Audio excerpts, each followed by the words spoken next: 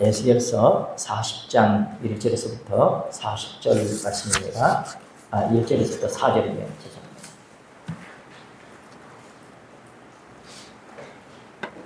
에스겔서 40장 1절에서부터 4절 말씀 한문합니다.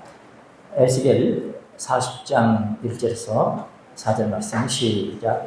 우리가 사로잡힌 지 25년이요 성이 함락된 후 14년 정월 10일 곧 그 날에 여호와의 권능이 내게 임하여 나를 데리고 이스라엘 땅으로 가시되 하나님의 이상 중에 나를 데리고 그 땅에 이르러 나를 극히 높은 산 위에 내려놓으시는데 거기서 나무로 향하여 성읍 형상 같은 것이 있더라.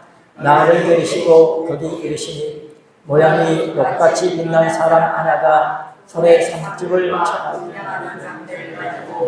문에 서서 있더니 그 사람이 내게 이르되 인자야 내가 네게 보이는 그것을 눈으로 보고 귀로 들으며 내 마음으로 생각할지어다.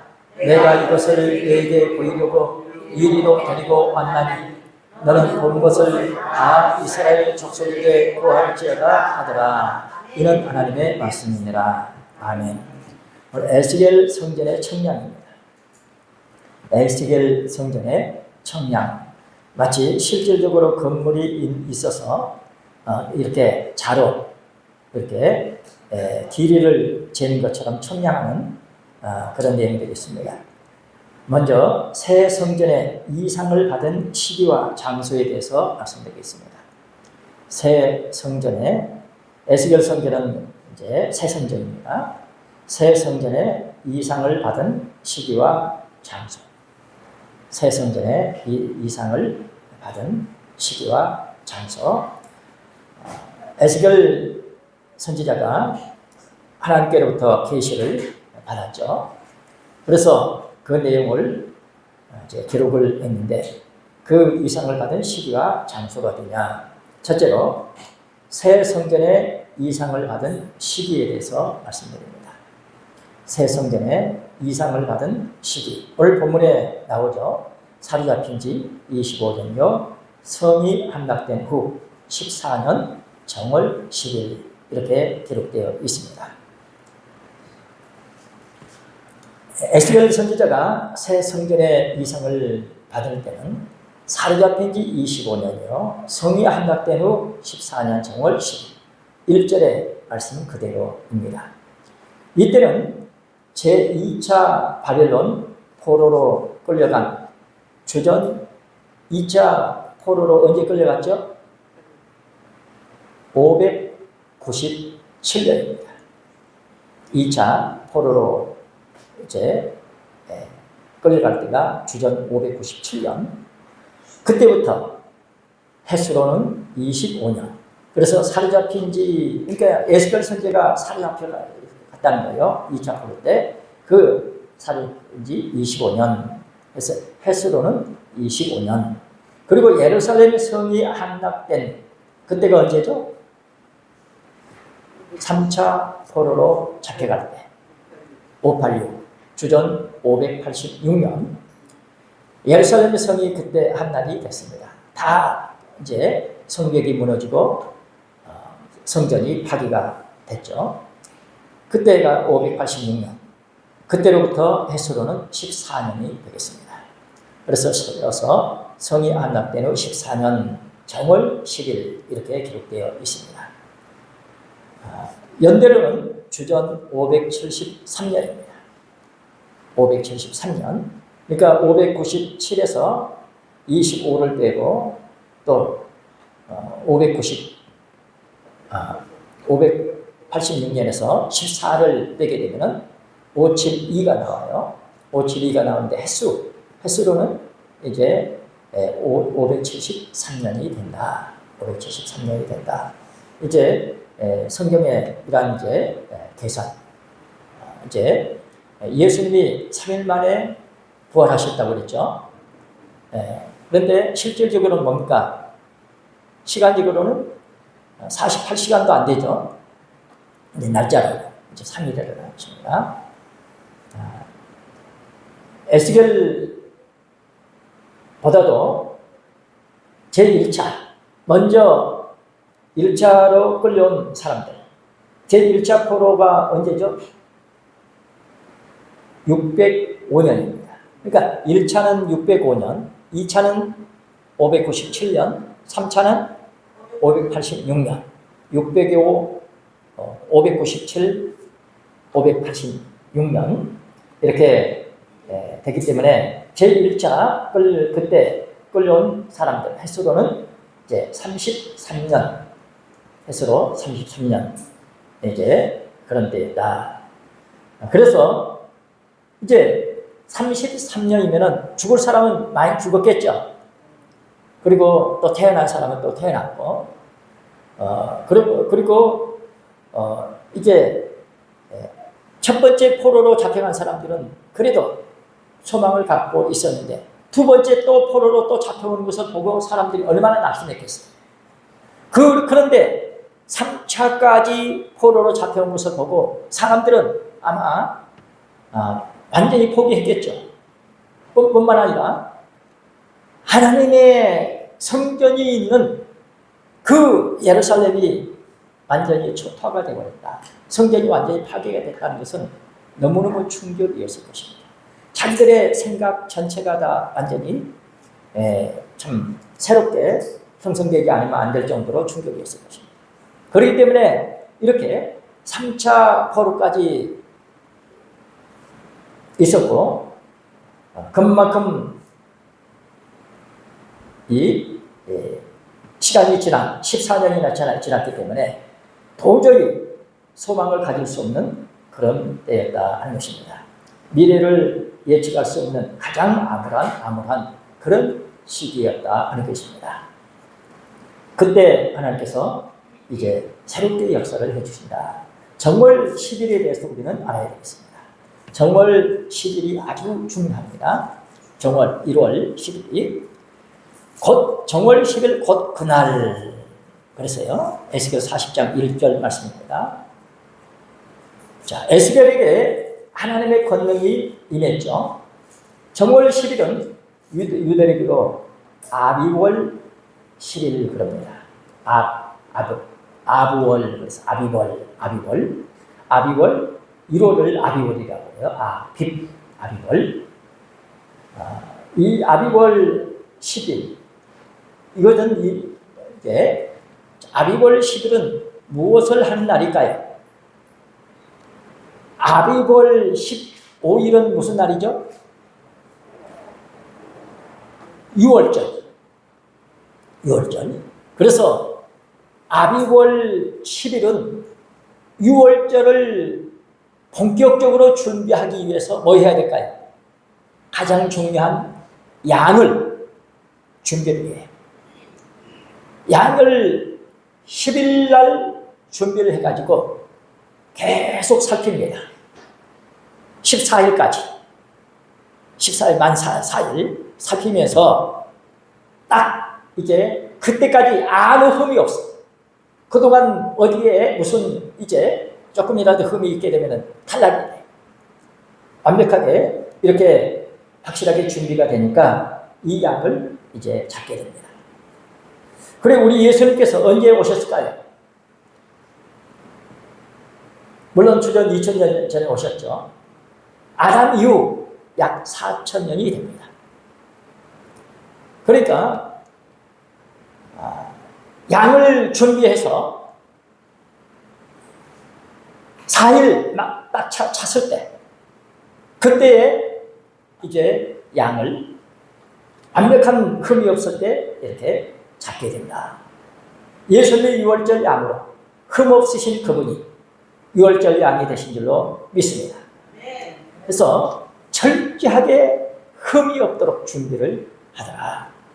그렇기 때문에 하나님께서는 이미 다 예견하시고 사람으로서는 흠이 있죠. 불가능하죠. 그래서 하나님께서는 말씀대로만 이루셔요. 절대 조금이라도 인간적인 생각이 개입되면 불가능합니다. 안 되는 거예요. 하나님 말씀대로 믿어야 그 말씀대로 이루어집니다. 99.9%도 안 됩니다. 사람은 다 흠이 있기 때문에 하나님께서 원하시는 온전한 제물이 될 수가 없어요. 오직 예수님만이 온전히 흠 없으시고, 그래서 그분이 유월절 양이 되어 주신 줄로 믿습니다. 아멘. 자, 출애굽기 12장 2절에서 6절 말씀을 보시겠습니다. 이스라엘 백성들은 유월절 준비를 시작하는 날, 그때가 언제라고요? 정월 10일, 1월 10일, 아비월 10일. 이스라엘 백성은 정월 10일의 유월절에 바칠 흠없는 어린 양을 취하여서 14일까지 간직하였다가 해질 때에 그 양을 잡습니다. 해질 때에 그 양을 잡아요. 그래서 이제 양을 먹어야 유월절 축복을 받는 거예요. 그래서 우리가 유월절 축복을 누구를 통해서? 예수님을 통해서. 그래서 예수님 내 살이다 먹으라 그러셨죠. 그래서 우리가 먹고 이렇게 축복을 받은 줄로 믿습니다. 자, 출애굽기 12장 2절에서 6절 말씀 시작. 이 달로 너희에게 달의 시작 곧 해여 첫 달이 되게 하고 너희는 이스라엘 회중에게 고하여 이르라.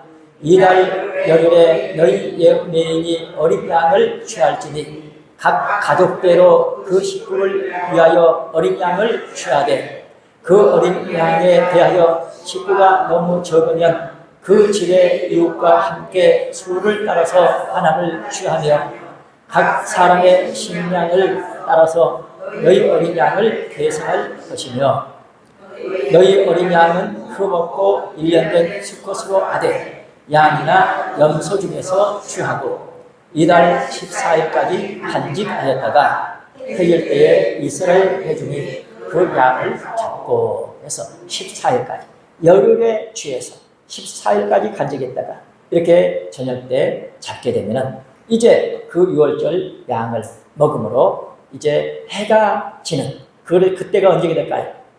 이제 새 날로 바뀌게 됩니다. 유월절 양 이제 잡게 돼요. 그래서 그 유월절 이제 음식을 먹게 돼서 이제 새 날로 이제 바뀌게 된다. 그래서 유월절이 됩니다. 이렇게 이스라엘 백성들 참 출애굽한 그것을 기념해서 유월절 절기를 지키게 하셨습니다. 그래서 이 부분이 왜 그렇게 중요할까요? 이제 모든 내용 새로운 어떤 것을 말씀하실 때마다 이제 뭡니까? 애굽에서 나온지 애굽에서 나온 것을 언급을 하셔요. 이제 이것을 잊지 않게 하시려고 뭐 하셨을까요? 절기로 지키게 하셨습니다. 이 절기만큼은 외국에 있어도 돌아와서 지켜야 돼요. 그만큼 중요합니다. 지키지 않으면 이제 끊쳐집니다. 그러므로 그만큼 중요하다. 왜 그렇게 중요할까요? 예수님이 유월절 양으로 오셔서 우리를 구원해 주시기 때문입니다. 그때 당시에 이스라엘 사람들은 그렇게 준비를 했어요. 부족하면 다음에 또 준비하고. 믿습니까? 우리에게 계속해서 기회를 주실 때는 내가 완벽하게 준비를 못했구나. 다시 한번 하나님께서 기회를 주실 수 있도록 기도하고 준비해야 돼요. 그래서 채우고 내가 그때 예배 드릴 때 온전히 예배를 못 드렸구나. 내가 그때 좋았지. 아버지 죄송합니다. 아버지 도와주십시오. 다시 한번 하나님께 기도하고 준비하고 그런 가운데 마침내 채워져서 하나님 보시기에 하나님께서 원하시는 분량이 채워지면은 역사가 일어날 줄로 믿습니다. 그만큼 채워지니까 준비가 되니까 그때 예수님이 오셨다는 사실입니다. 그래 이제 양을 잡게 되는 하나님께서는 이 절기 바벨론에서 포로로 이제 살고 있는 이스라엘 백성에게 에스겔 선지자를 통해서 새 성전의 이상을 보여주셨던 것입니다. 사랑하는 성도 여러분, 이제 사람은 그러잖아요. 중요한 날을 기억하고 지키려면 뭐 하래요? 미리 준비하죠. 필요한 거 준비하잖아요. 그러듯이 신앙의 사람들은 그 유월절 생각을 하면서 그때 하나님께서 기적적으로 우리를 살려주셨는데 우리가 잘못해가지고 또다시 이렇게 포로로 잡혔으니 그날이 10일, 또 10일이구나. 그래서 하나님 앞에 안타깝게 회개하면서 기도합니다.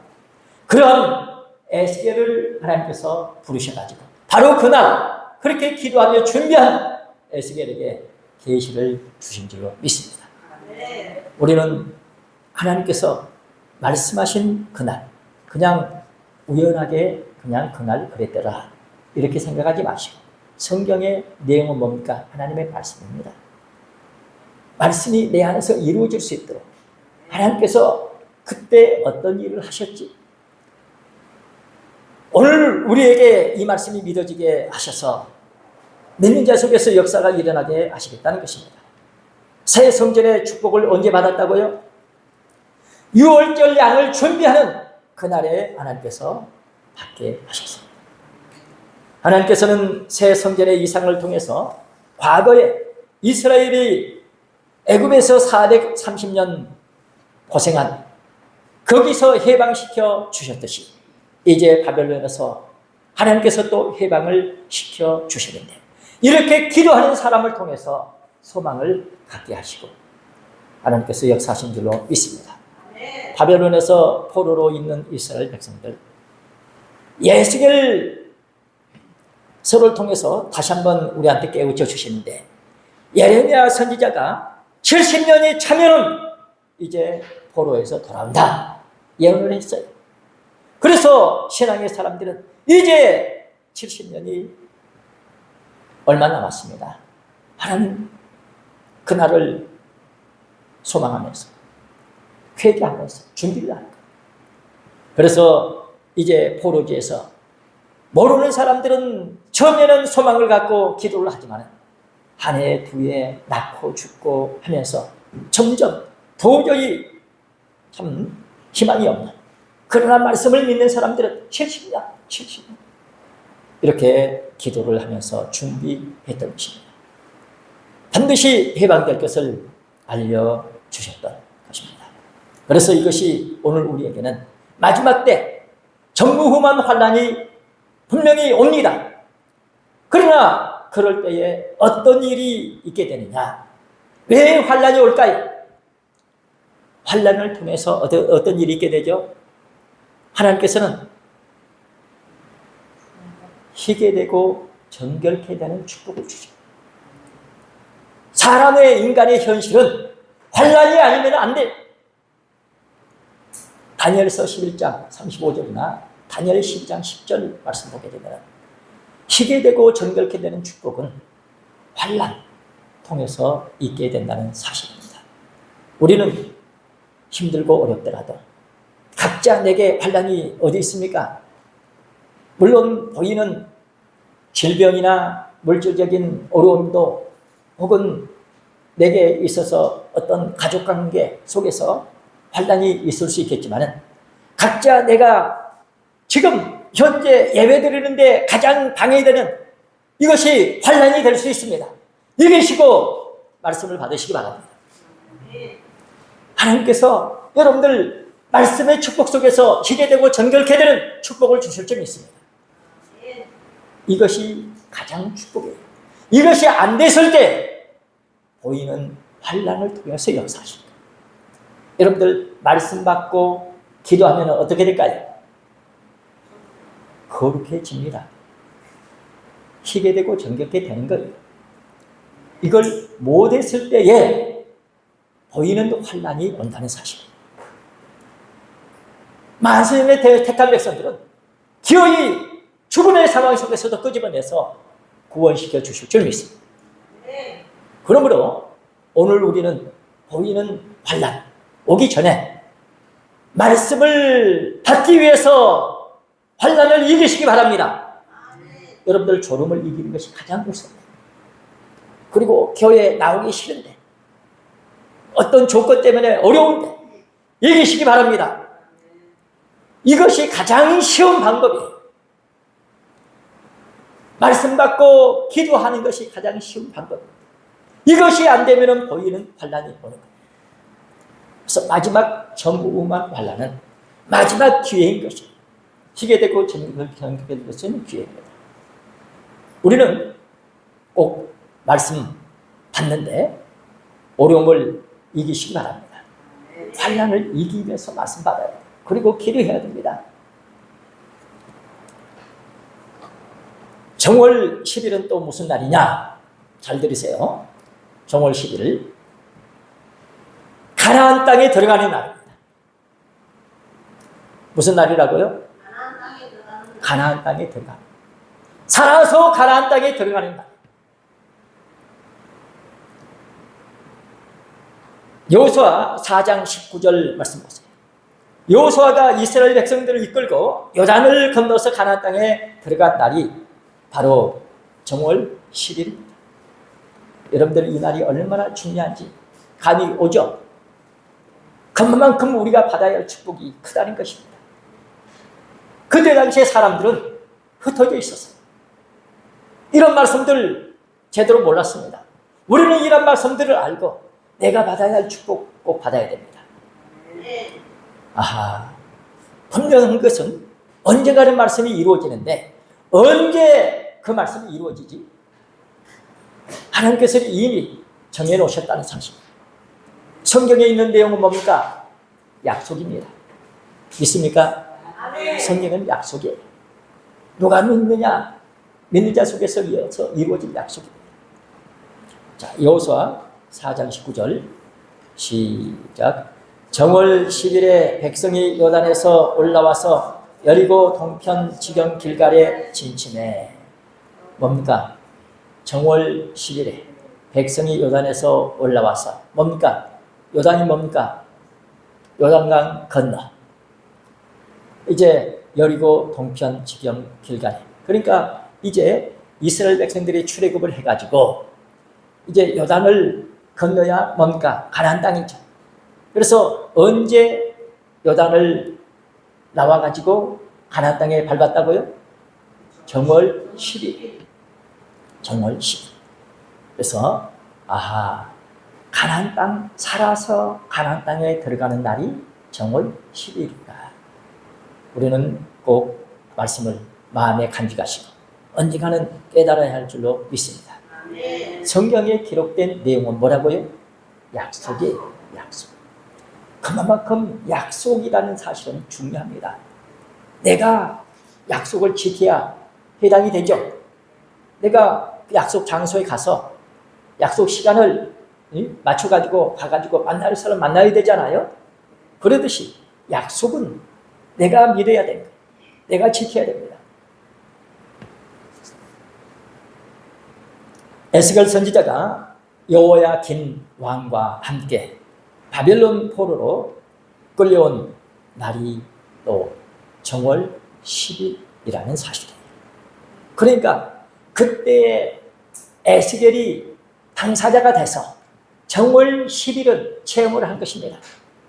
이제 보세요. 정월 10일 되기 전에 어떤 일이 있었을까요? 적이 쳐들어와서 포위해서 위태로운 그런 상황.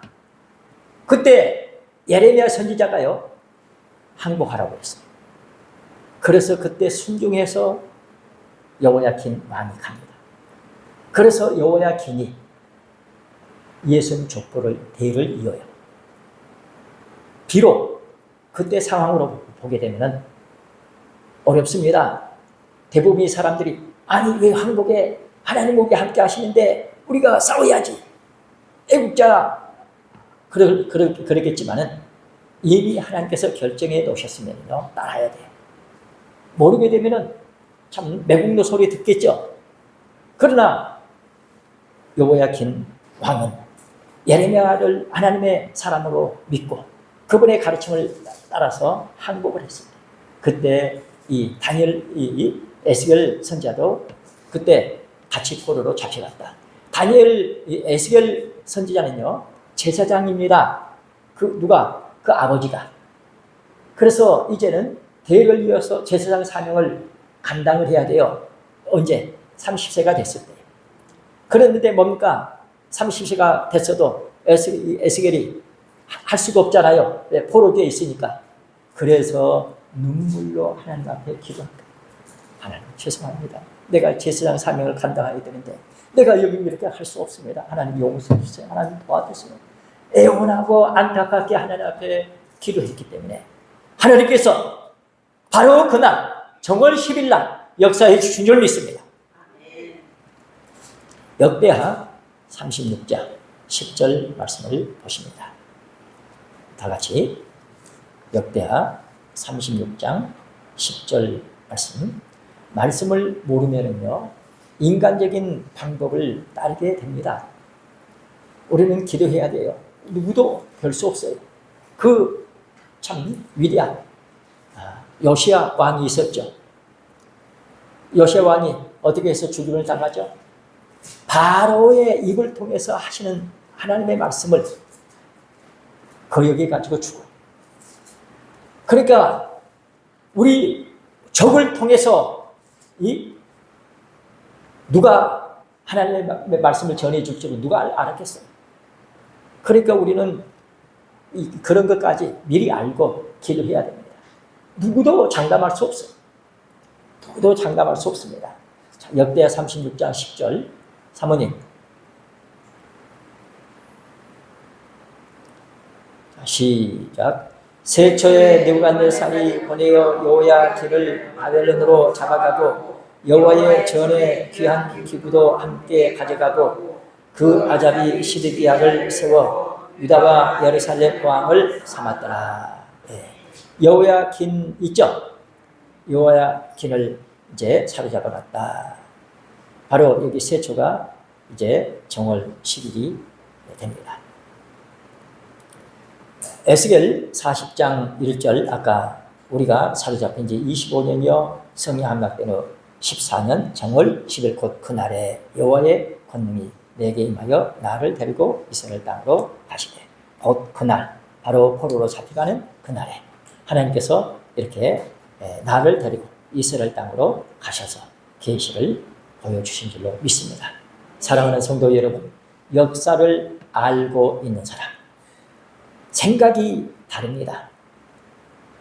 성경을 알고 있는 사람 약속의 축복을 받습니다. 그때 하나님께서 그 일을 하셨지.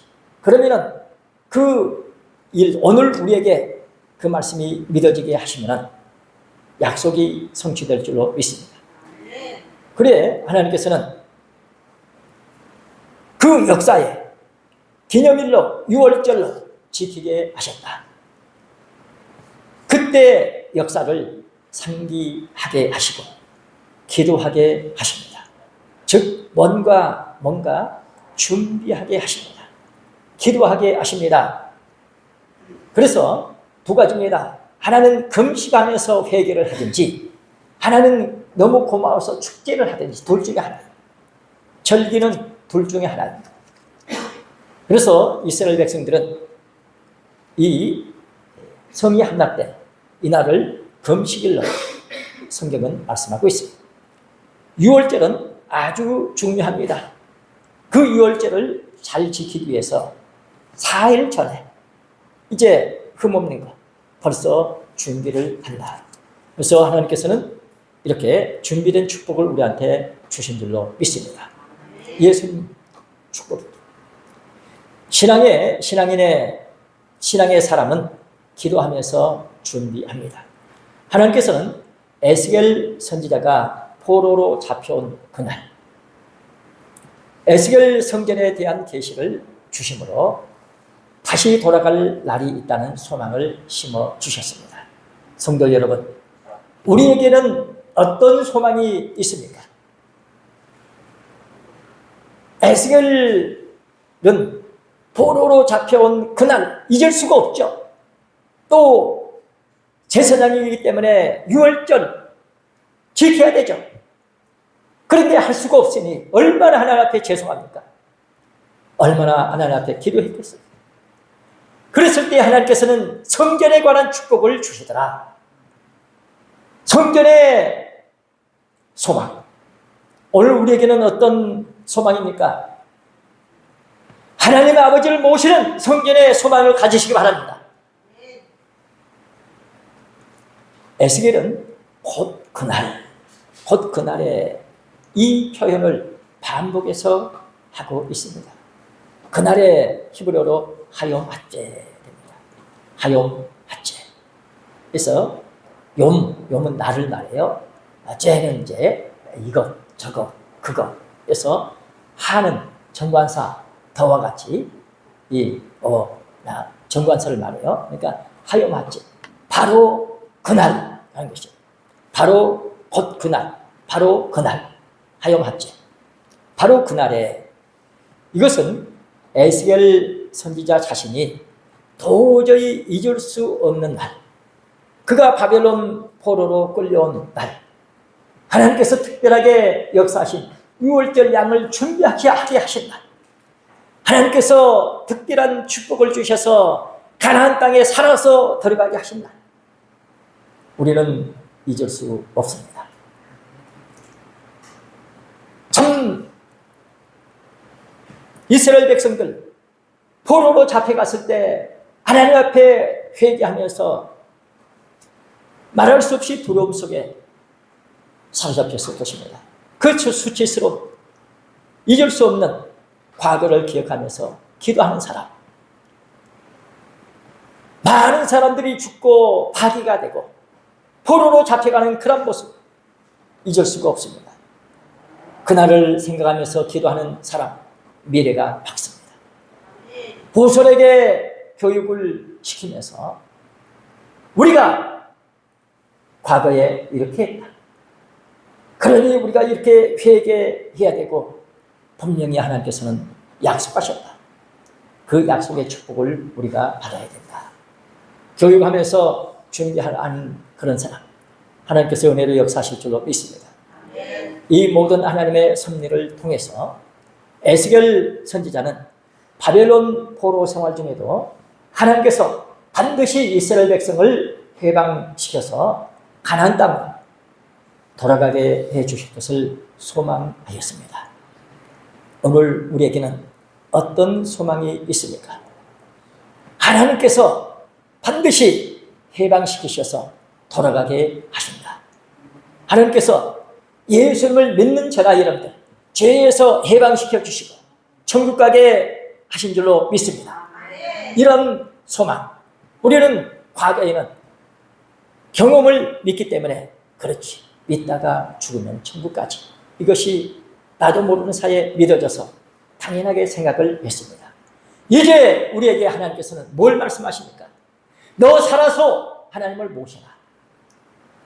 그래서 할나라는 여기 있다 저기 있다 할 것이 아니요, 어디 있어요? 하나님께서 계시는 곳이 하늘나라입니다. 그런 축복을 주시겠다는 거죠. 멀리 희미하게 바라봤던 그런 내용들이 말씀이 믿어지게 되면 사정이 달라요. 자, 그 다음에 두 번째, 이상을 받은 장소입니다. 이상을 받은 장소. 여기 이제 네 가지 축복인데 이 부분이 너무너무 중요합니다. 네 가지. 이스라엘 땅에 관한 이상을 받은, 어디서 이상을 받았는가? 이스라엘 땅에서 받은 거예요. 그 다음에는 뭐냐? 하나님께서 임재하시는 산입니다. 하나님께서 임재하시는 산. 하나님이 어디 임재하시죠? 각자 내게 임재하시기를 원하시요. 믿으시기 바랍니다. 하나님께서는 언제 임재하신다고 말씀하셨죠? 어디서 만나주신다고 하셨죠? 모세에게 하나님께서 뭐라고 말씀하셨어요? 내가 이스라엘 백성들을 만나야 되겠다. 성막을 지어라.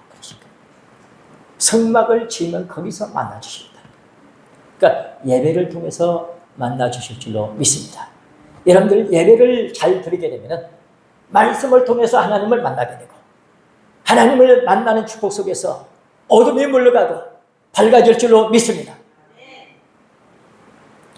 그 다음에 세 번째는 뭐냐? 가장 거룩한 곳에서 하나님께서는 만나주십니다. 이상을 받은 장소, 세 번째, 가장 거룩한 곳입니다. 가장 거룩한 곳. 하나님이 임재하시는 곳이 가장 거룩하죠? 가장 거룩한 곳. 그 다음에 네 번째로는 하나님의 말씀이 나오는 곳입니다. 하나님의 말씀이 나오는 곳. 하나님의 말씀이 나오는 곳. 하나님의 말씀이 어디서 나올까요?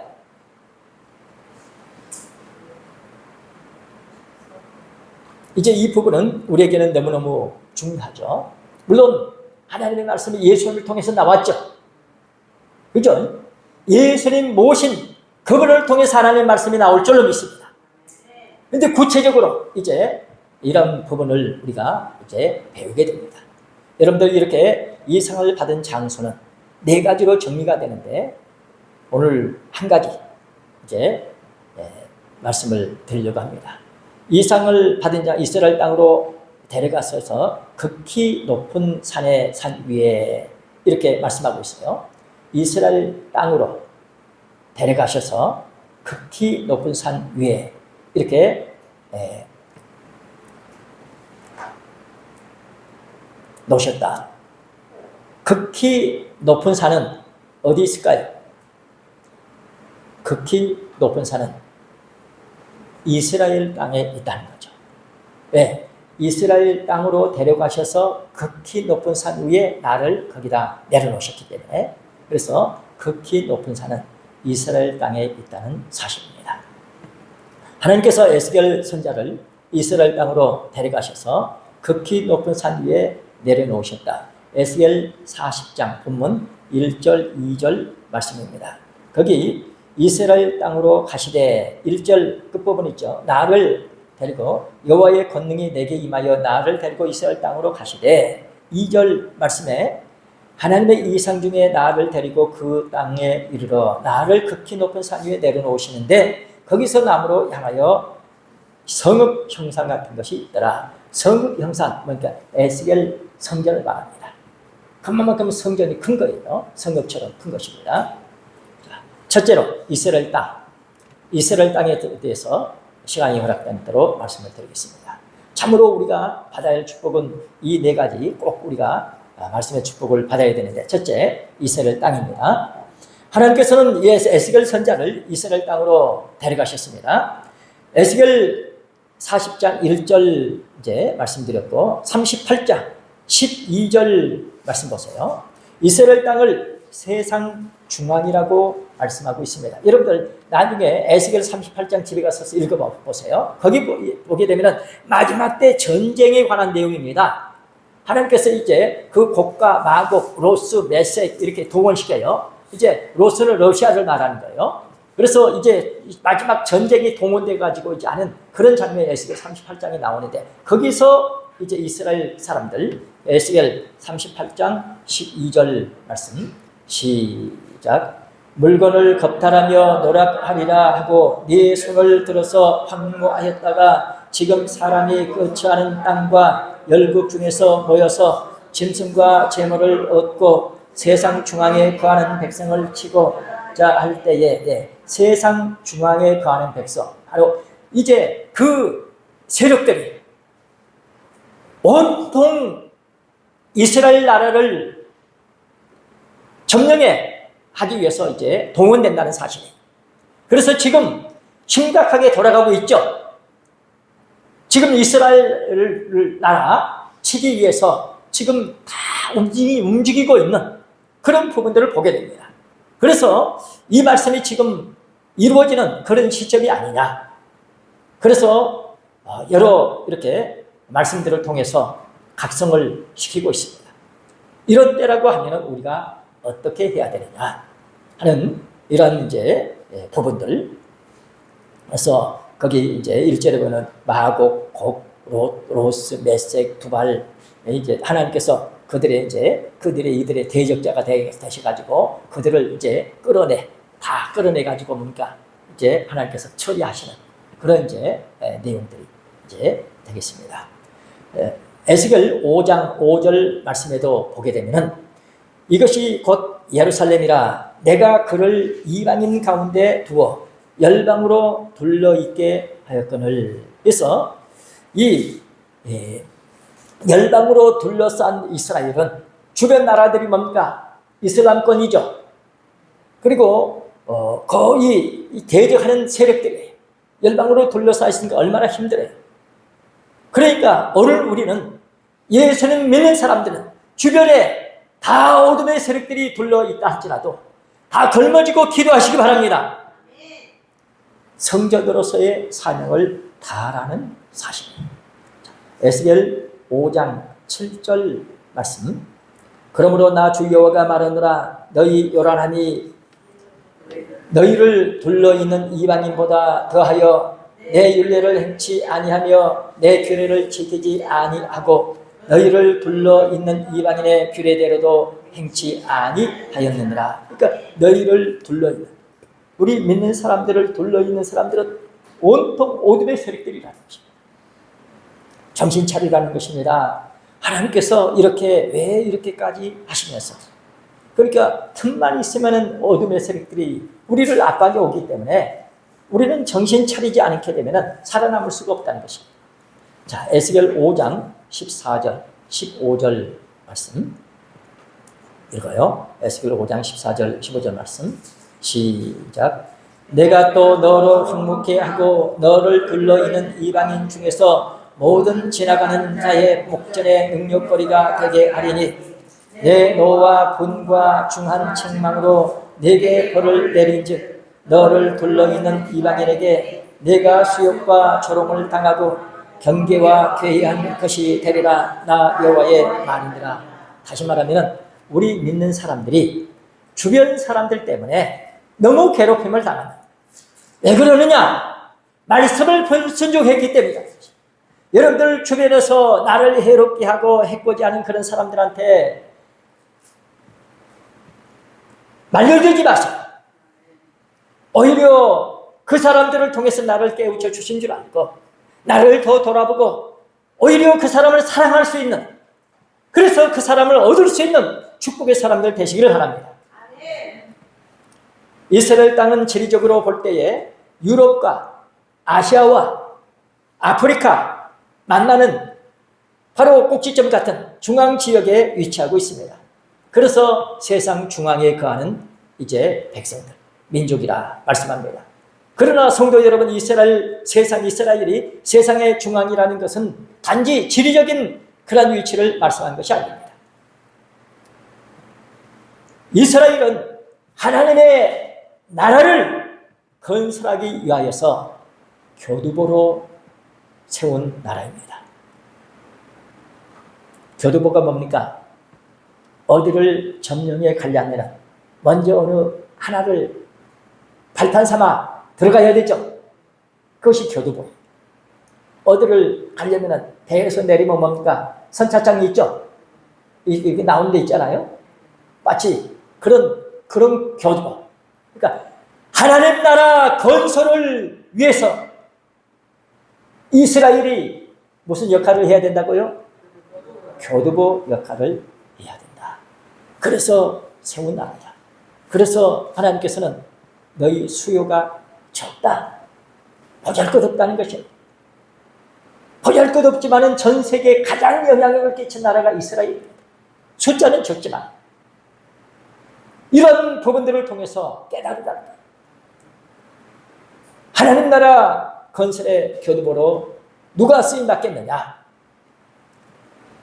거기에 온 우주의 중심이신 하나님께서 임재하셔서 역사하실 줄로 믿습니다. 그렇기 때문에 이스라엘이 세상의 중심이 되는 것입니다. 하나님께서는 오늘도 역사하고 계십니다. 뜻을 받들며 그 뜻을 이루어지기를, 그 뜻을 이루어드리기를 받들기를 애쓰는 오늘 우리에게 하나님께서 함께 하셔서 하나님 원하신 바가 이루어지게 하실 줄로 믿습니다. 우리가 교두보 역할을 해야 한다는 사실, 일하시는 하나님을 믿으시기 바랍니다. 하나님 나라 건설을 위해서 하나님께서 일하고 계십니다. 믿습니까? 요한복음 5장 17절 말씀 있죠? 예수님 뭐라고 하셨어요? 아버지께서 이제까지 일하시니 나도 일하고 계시는 하나님, 세상 나라, 하나님 나라 건설을 위해서 하나님 일하고 계십니다. 하나님은 일하시는 자와 함께 하실 줄 믿습니다. 바로 오늘 우리가 일하는 사람, 사랑하는 성도 여러분, 교회의 중심 생활을 하시기를 바랍니다. 교회 중심에서 신앙생활을 해야 됩니다. 교회에 하나님이 계신 줄 알고 늘 하나님 앞에 가까이 믿고 나오시기를 바랍니다. 모세 시대 이스라엘 백성들은 광야에서 성막을 중심으로 해서 성막 중심에서 천막을 치고 그 사방에 이제 진을 배치하였습니다. 가장 중심에 뭐가 있습니까? 성막이 있습니다. 성막을 중심으로 해서 이제 둘레둘레 진을 치고 하나님께서는 성막 중심의 광야 생활을 가르치고 있는 것입니다. 오늘 이 말씀은 뭡니까? 이제 이 광야 생활은 뭡니까? 교회 생활이라고 그랬죠? 사도행전 7장 38절 말씀 볼 때. 그래서 교회 생활을 어떻게 해야 승리할 수 있느냐? 성막 중심의 뭡니까? 교회 중심의 신앙생활을 해야 승리할 수 있다는 사실입니다. 민수기서 2장 2절 말씀에서 이스라엘 자손은 각각 그 기와 그 종족의 기호로 곁에 진을 치되 기호 곁에 진을 치되 회막을 사면으로 대하여 치라. 명령입니다. 회막을 중심으로 해서 사면으로 교회 중심에서 모든 것을 하라는 것입니다. 모든 새 삶은 직장생활이고 가정생활이고 어떤 삶이든지 교회 중심에서 생활을 하라는 것입니다. 이건 명령입니다. 순종만 있을 뿐입니다. 이스라엘 백성에게 성막이 중심이 된 것은 그곳에 하나님께서 임재하셨기 때문입니다. 하나님과 함께 하시는 임마누엘의 축복이 있는 줄 믿습니다. 우리 삶의 현장이 여호와의 산마가 되게 하시기를 바랍니다. 에스겔서 40장 34절 35절 말씀 읽고 마치겠습니다. 오늘 우리에게 하나님께서는 임재하시는 바로 교회가 영적으로 세상의 중심이 될 줄로 믿습니다. 하나님이 함께 하시는 곳, 이 시대의 사명감을 갖고 하나님의 뜻을 이루어드리기를 원하는 교회, 반드시 마지막 때에 하나님께서 교회를 통해서 뜻을 이루신다고 하셨는데 오늘 우리가 마지막 하나님의 뜻을 받들기를 원하는 그런 믿음의 사람들이 되시기 바랍니다. 그러면 하나님이 그 사람과 함께 하시면서 역사를 하십니다. 에스겔 40장 34절 35절 말씀 시작. 그 후에 구름이 회막에 덮이고 여호와의 영광이 성막에 충만하매 모세가 죄송합니다. 출애굽기 40장 죄송해요. 출애굽기 40장 34절 35절 말씀 죄송합니다. 출애굽기 40장 34절 35절 말씀입니다. 자, 시작. 그 후에 구름이 회막에 덮이고 여호와의 영광이 성막에 충만하매 모세가 회막에 들어갈 수 없었으니 이는 구름이 회막 위에 덮이고 여호와의 영광이 성막에 충만하였으며 아멘. 이렇게 여호와의 영광이 성막에 충만하는 이런 때는 사람은 거기 있을 수 없습니다. 오직 하나님만을 모시는 성전이 되어야 할 줄로 믿습니다. 인간의 생각, 인간의 욕심, 인간의 어떤 것도 거기는 개입될 수 없습니다. 철두철미하게 말씀 중심으로 오직 예수님, 오직 말씀, 하나님 원하시는 축복의 사람으로 굳게 서시기를 바랍니다. 여호와의 영광이 충만한 그런 교회가 되어야 할 줄로 믿습니다. 여호와의 영광이 성막에 충만함이었으며 오늘 우리 참 교회 축복, 하나님께서 임재하시는 교회, 영적으로 세상의 중심이 되는 것입니다. 마지막 때 교회를 통해서 뜻을 이루십니다. 천사들도 부러워하는 축복이 있는 교회 믿습니까? 성경에 보니까요, 천사들도 살펴보기를 원한다. 왜냐? 교회를 통해서 하나님께서 역사를 하시는데 성경이 뭐라고 말씀합니까? 이제 하늘의 권세들, 정사라고 그랬어요. 하늘에 이제 영적인 영불들 있잖아요. 천사 있잖아요. 그들도 교회를 통해서 배우게끔 해놓으셨다는 것입니다. 그러니까 교회가 진짜 축복을 받아서 하나님의 아들의 위치에 있게 되면은 이제는 그만큼 뭡니까? 하나님 다음으로 높죠. 그렇기 때문에 천사들이 이제 하나님의 아들들한테 수종하는 그러한 일이 있을 줄로 믿습니다. 그래서 이런 참 축복된 역사, 참 천사들도 부러워하는 축복이 있는 교회, 마지막 하나님의 뜻을 이루고자 발버둥치는 그 말씀 뜻이 오늘 우리 교회에서 저나 여러분들을 통해서 하나님께서는 이루어지기를 원하십니다. 하나님께서 마지막 이루시고자 하신 그 내용 말씀을 우리 꼭 알고 믿고 받들어서 마지막 때 사명을 다해야 할 줄로 믿습니다. 기도하시겠습니다.